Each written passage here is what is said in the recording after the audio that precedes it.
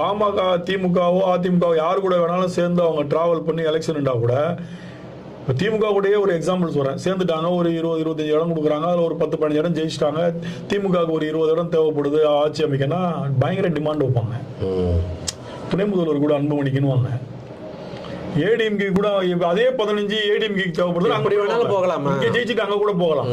ஏன்னா அவங்க அரசியலுடைய நகர்வு அவங்களுடைய டிராவல் பார்த்தீங்கன்னா அப்படி தான் இருந்திருக்கு.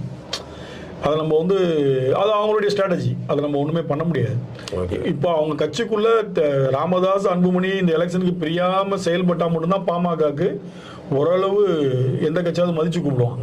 2 பேருமே சண்டை போட்டுட்டு இருக்கிறவங்க 2 பேரும் பிரிஞ்சுட்டாங்கன்னு வைங்க, ராமதாஸ் அவர்கள்கிட்ட தான் ஓட் பேங்கிங் நிறையா இருக்கும். என்ன காரணம்னா அன்புமணி ஒன்றும் பக்குவப்படல. ஒரு கட்சிக்கார கூட ஒரு வீடியோ பார்த்துருப்பீங்க, எதுக்கு வந்த, ஏன் வந்த என்ன பார்க்க, அப்படிதான் பேசுவாப்புல. அந்த ஆட்டிடியூட் இல்லை வேற மாதிரி இருக்கும்.